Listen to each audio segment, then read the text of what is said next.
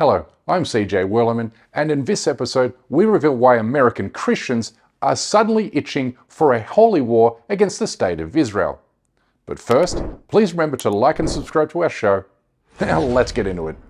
President Trump might love and fawn over Israel like it was one of his many mistresses, but much to the horror of the Zionist lobby, his most ardent supporters have suddenly taken a hard turn against the Jewish state, with the loudest and most prominent voices among the MAGA movement calling on Trump to not only cut US ties with Israel, but also ignite a holy war to save Christians in Palestine and abroad from Zionist terror and influence. These headlines speak to a historic rupture in the American-Israeli alliance, with Republican voters joining their Democratic counterparts in opposing US financial support for the Zionist regime, military, and occupation. Trump even told one of his top Jewish donors in July that his supporters are now starting to hate Israel, a hatred that has grown much louder in subsequent months. MAGA might be a lot of things, but more than anything else, it's a hyper-Christian evangelical movement that sees the world through a binary lens. Good versus evil, right versus wrong, Christian versus anyone who stands against their religious faith, with Trump standing as an avatar in their perceived religious war. Donald Trump is portraying himself as a religious savior. He says Election Day will be Christian Visibility Day. Trump has repeatedly compared his criminal trials to the crucifixion of Jesus, promoted videos calling his re-election, quote, the most important moment in human history, and that describe him as a divinely appointed ruler. A shepherd to mankind who won't ever leave nor forsake them. So God made Trump. Right-wing Christians have stood lockstep with Israel for decades, viewing the Jewish state as a noble ally, defending itself and Western civilization from Islamic extremism. A metaphorical Fort Apache surrounded by a continent of barbaric Muslim hordes.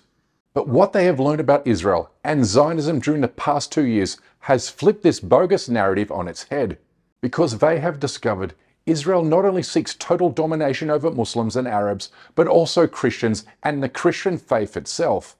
A reality now voiced by the most influential voices in the MAGA universe, who are now explaining to their vast audiences how Israel seeks to erase Christianity from the Holy Land.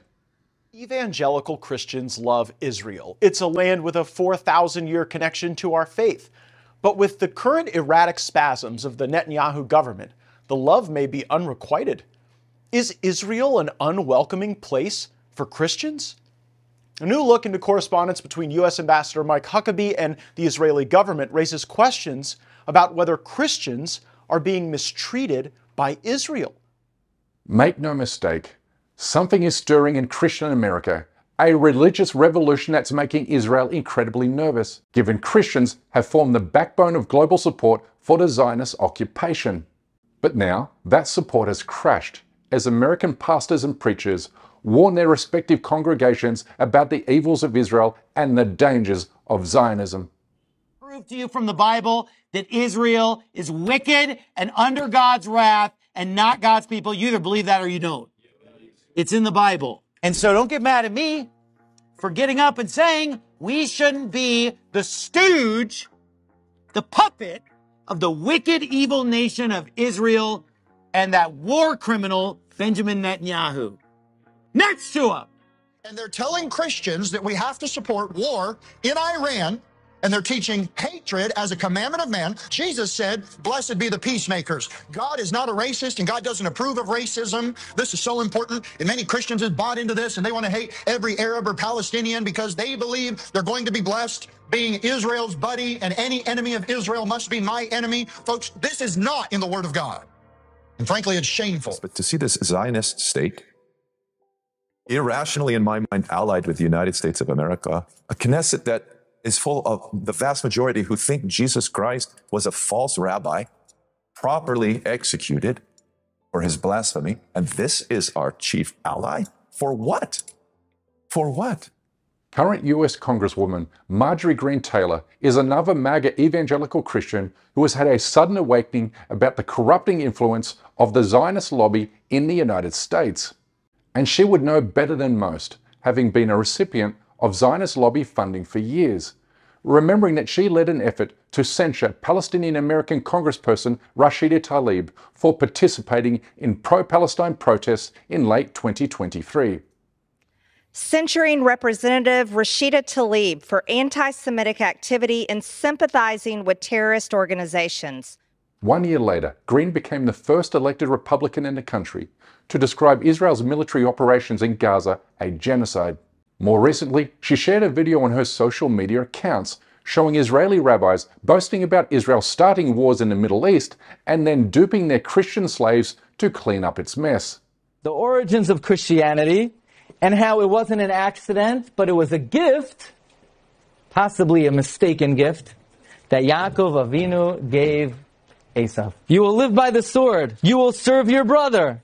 This is what Yitzchak tells Esav. Yitzchak tells Esav, you'll live by the sword. You'll serve your brother. Literally, that means that, the Jews will have the shul, will have the house. And if you need someone to clean it, you call one of Esav's descendants to clean it. What is the meaning? Bibi would call me so many times, can you get me this weapon, that weapon, that weapon? Some of them I never heard of, Bibi, and I made them. But we'd get them here, wouldn't we? And they are the best. They are the best. But you used them well. It also takes people that know how to use them. And you obviously used them very well. Green and millions of right-wing Christians like her are publicly demanding an end to American soldiers dying in the Middle East to fight and finish wars started by the Zionist state. I don't think we should be fighting wars on behalf of Israel, and many Americans agree with that. I'm one of those Americans that are really sick and tired of the narrative that we're constantly told that we're supposed to hate some country that's overseas, that maybe we've never been to. We don't know anything about that country, but we're told that they're the greatest threat to our freedoms and our democracy, and that we have to go to war with them. Several months before MAGA luminary Charlie Kirk was assassinated in Utah, he penned a letter to Netanyahu warning, and I quote, "Israel is getting crushed on social media, and you are losing younger generations of Americans, even among MAGA conservatives. In my opinion, you are losing the information war, which will eventually translate into less political and military support from America." His warning has come true now that MAGA Christian Congressional Caucus leads calls to defund the Jewish state. Typically accounts for 15 to 20% of Israel's defense budget, even though Israel, nuclear-armed Israel, has universal health care for their citizens and subsidized college for their citizens. They're able to provide that. However, here in America, we're $37 trillion in debt. My amendment to strike $500 million in foreign aid will ensure an America First Department of Defense, and that is exactly what we need and we haven't had for a very long time.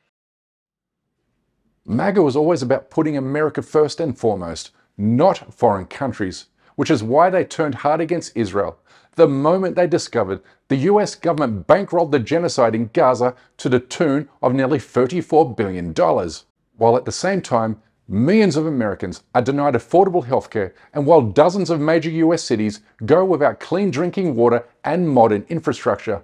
This misappropriation of American resources is why millions of former MAGA devotees are now sharing this meme on social media, saying they were MAGA until it became MEGA, an acronym for Make Israel Great Again. What influence does Israel have on our country? Israel's controlling our... How much influence does Israel have on our country? Israel's controlling our government. Israel controls us. Israel is in control of our government. The government of Israel controls the United States. Israel has run American foreign policy for 30 years. It feels like we're just owned by Israel. We just never knew it. Is the United States government now just taking edicts and orders from Israel? Israel first. Israel first. Israel first. This really is an Israel first administration. American Christians are certainly in no mood to give Israel any assistance whatsoever, now that they have learnt Palestinian Christians suffer the same fate as Palestinian Muslims under Zionist occupation. There were no weapons or anything in the church. Children are missing. We can't find them. We're still unable to find them. There are no Christians left. I was in the church, and all those who were in the church were Christians. Enough is enough. We are really tired. The Church of St. Porphyrius has a history dating back 1600 years. Located in Gaza's old city, It's only a couple of 100 metres away from Gaza's Baptist Hospital, which suffered a separate strike just days ago, killing hundreds. I am a Christian in Gaza! You are impossible involved in Gaza! I am a Christian in Gaza and Muslim in Gaza! Tucker Carlson, who holds the largest sized audience in the MAGA world, explained to his Christian viewers why the bombing of Gaza's church was no accident. Blow up a church. If you've got munitions, laser-guided munitions that are so sophisticated that they can take out, a guy in an SUV from 30,000 feet, how do you blow up a church with a giant cross on top of it? It was just an accident, Tucker. It was an accident. It's not the first church. No, it's not. And it wasn't an accident. What is the answer? Can anyone get an answer? I know the answer. Israel wants a Jewish state and they want to expand. They have something known as the Greater Israel Project. They intend to annex the whole of the West Bank. And when Israel isn't bombing churches, it's desecrating them and using Christians as human shields. Village of Sarada, and I want to show you how badly this church has been absolutely desecrated by the Israeli forces. You can see here that there's a bunch of graffiti on the wall, but I think actually that's probably the least offensive thing that we have seen in this church. Tucker Carlson explains how Christians are physically and verbally abused in Israel and occupied Palestine. Free are Christians to practice Christianity in Israel? Do you know that evangelicals as churches are not officially recognized in Israel? Not recognized by the government? By the way, evangelical Christianity is not officially recognized as a denomination in the state of Israel. The biggest problem Christians are facing is in East Jerusalem. They are constantly targeted by radical groups, radical Jewish groups. Let's be clear. Some churches, there was an attempt to burn them. Christian clergy being spit at by these groups. They write very offensive slogans on the wall. There is strong incitements against Christians, especially in the old city of Jerusalem. Israel has been bombing Christian churches in occupied Palestine for decades. Gaza is one example among literally hundreds. I mean, take the Palestinian West Bank village of Kefer Barim, for example, where Israeli terrorists forcibly expelled its 2,000 Christian residents in 1948. But 5 years later, when the Israeli Supreme Court ordered the residents be returned to their village, the Israeli military shunned the country's highest court by bombing the Christian village in September 1953. The Air Force bombed Biram before the villagers could get there. Alarmed by the sound of bombs, they scrambled hysterically up a high hill on the outskirts of Jish and watched as their homes were destroyed. There was a sense of indignation, of disgust, of so many questions. Why? How come? There was even a question of, are we guilty? What have we done to deserve that? Yeah. اللي بتطل على البلد كانت ساعة سوداء. كانت ساعة سوداء. لما قعدوا فجروا البيوت مشان يقطعونا الأمل ما نرجعش. قلنا لهم عمي مش ممكن. احنا من ناس البيوت بدنا بس الأرض نحط خيام ونسكن بس نظن نردنا على بلدنا.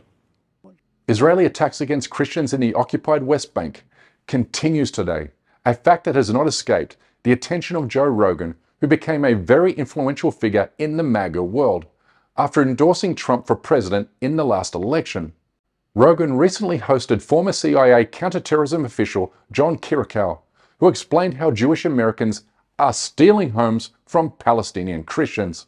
Gaza or the West Bank. I mean, we're not talking about the West Bank. Right. Where just 2 weeks ago, a Christian village ceased to exist because settlers from New Jersey took all their houses.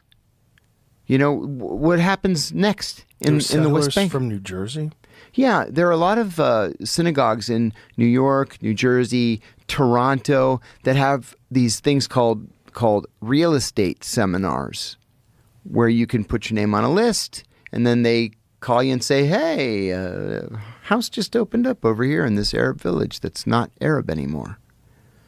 Come and take your house. And 2 weeks ago, the village that the Israelis cleared out was one of the last remaining Christian villages. Israel isn't stupid. It can read the writing on the wall. It knows its troubles have only just begun. For Israel internationally has collapsed, and the worst is yet to come. The tsunami is approaching. It's not behind us.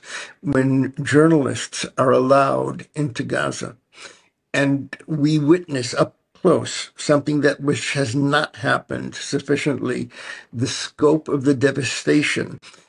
Gaza will look like Hiroshima, Nagasaki, Dresden, and a lunar landscape. That means that the collapse of support for Israel, the major collapse, may be ahead of us. Declining support from American Christians means not only declining financial and military assistance, but also, eventually, sanctions. A turn of course that will eventually and inevitably kill the entire Zionist colonial enterprise, which is why Israel is spending millions of dollars on a propaganda blitz that specifically targets Christians and churches across the entire country. It's spending even more on global Islamophobia.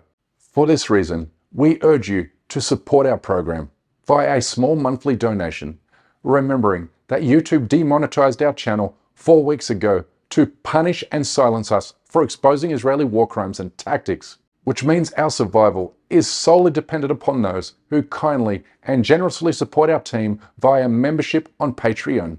We kindly ask that you please join them in supporting our effort to expose and confront injustices in the Muslim world by becoming a member at patreon.com/CJWorleman. We can't produce, sustain, and grow this show without your help, and we offer exclusive benefits to those who do. But for now, good night, good morning, wherever you are, and stay blessed.